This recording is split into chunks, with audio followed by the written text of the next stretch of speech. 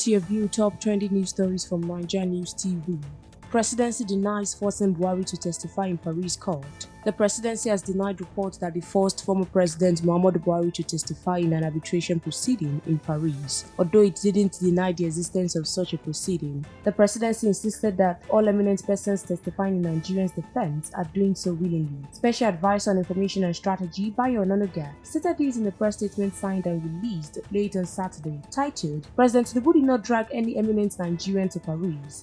On Saturday evening, an online news platform reported that former President Muhammadu Buhari had been summoned before a court in Paris to testify in an arbitration proceeding over $6 billion Mambila power contract dispute. The report claimed that Buhari had been hauled before the court on Saturday for breaching the terms of power generation and distribution contract awarded to Sunrise Power and Transmission Company of Nigeria by former President Olusegun Obasanjo in 2003.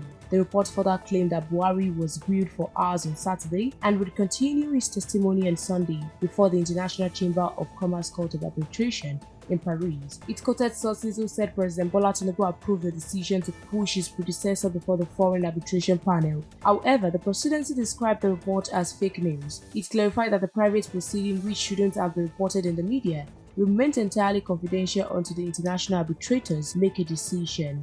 Meanwhile, the ongoing paternity controversy involving popular businessman and socialite Cubana chief priest gets dicier as the alleged baby mama, Eileen Ati, has publicly challenged him to a DNA test to settle the dispute. This development follows Cubana chief priest's denial of fathering the child and his accusation that Eileen is using the situation for clout and financial gain. In response, Eileen shared screenshots of an alleged chat with a celebrity barman, where she claimed to have asked him about naming the child. The leaked messages revealed a harsh reply from Cubana chief priest, allegedly calling the child a bastard. Eileen captioned her post with a bold challenge, stating, "Pascal, like I said, I'm coming with my full chest. Let's do the DNA. Let the DNA prove otherwise." And from the world of sport, Mikel Arteta admitted Arsenal had to take the blame for their damaging 2-2 draw against Aston Villa after sloping defending cost them a chance to keep pace with Premier League leaders Liverpool. After Liverpool's 2-0 win at Brentford earlier on Saturday, the Gunners were left with no margin for error when they faced Villa at the Emirates Stadium.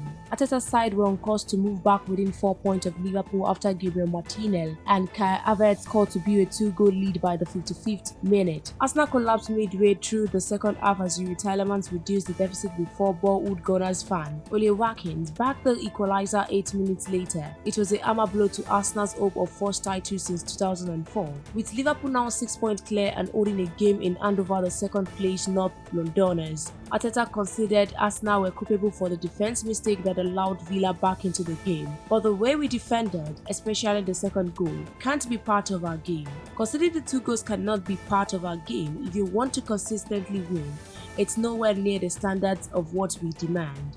We'll continue to monitor the story for more news updates. Please stay tuned to NaijaNews TV.